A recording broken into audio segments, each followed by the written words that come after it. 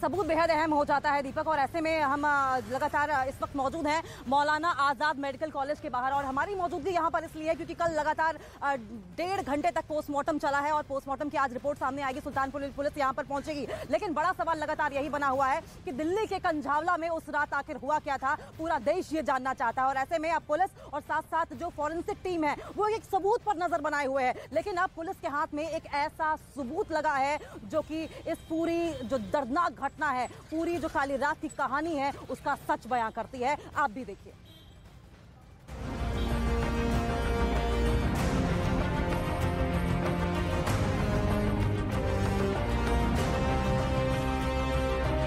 दिल्ली की सड़क पर दौड़ती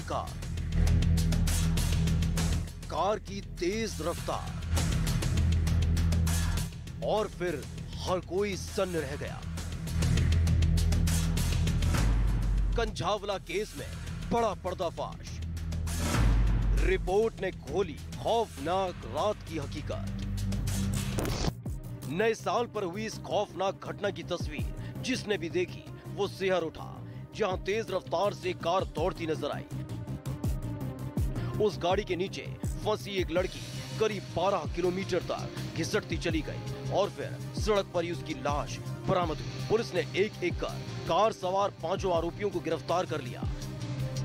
इस दौरान लड़की से दरिंदगी के आरोप भी लगाए गए, लेकिन एक रिपोर्ट ने उस खौफनाक रात की एक एक सच्चाई को खोल कर रख दिया है। आखिर क्या हुआ था उस रात?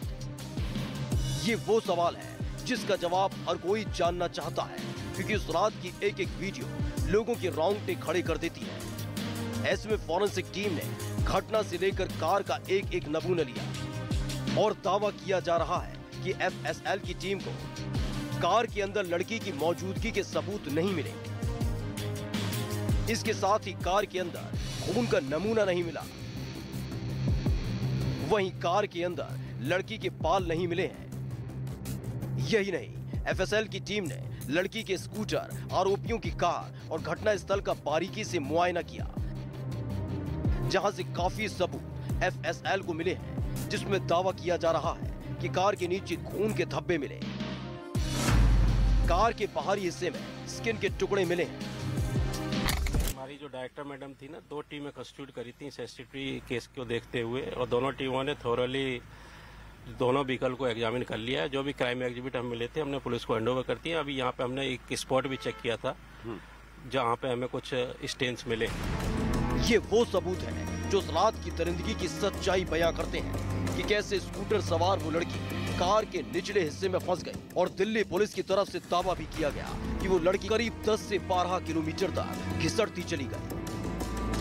हमें ये जानकारी मिली है कि उस लड़की की जो बॉडी थी वो उस गाड़ी में कहीं स्टक की है, और वो कई किलोमीटर तक, लगभग 10-12 किलोमीटर तक उन्होंने ड्रैग किया है, और फिर वो किसी टर्निंग के दौरान कहीं पर वो बॉडी गिरी है। उसके बाद पुलिस ने एफर्ट्स किया है। रात को जैसे ही हमारे पास इंफॉर्मेशन आई थी, विभिन्न टीम इमीडिएटली बना दी गई थी।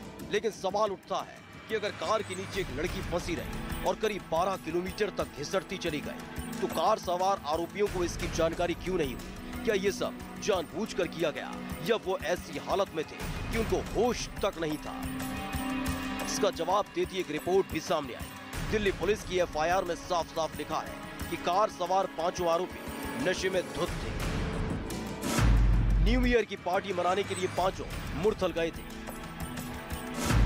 मुरथल से वापस लौटते वक्त शराब पी थी। आरोपियों की गाड़ी से लड़की के स्कूटर की टक्कर हुई थी। कार बैक करते वक्त लड़की गाड़ी में फंस गई और करीब 12 किलोमीटर तक कार के साथ घिसटती चली गई, लेकिन यू टर्न लेते वक्त कार से लड़की निकल गई। लेकिन तब तक उसने दम तोड़ दिया था। पूछताछ में यह भी सामने आया है कि कार ड्राइव करने वाले आरोपी को लगा था कि कार के नीचे कुछ फंसा हुआ है, लेकिन कार सवार बाकी लोगों ने कुछ भी नहीं कहा, तो वो कार तेज रफ्तार में चलाता रहा। फिलहाल पुलिस मामले के एक एक पहलू को तलाश रही है और उस रात का एक एक सच सामने लाने की कोशिश में जुटी हुई है।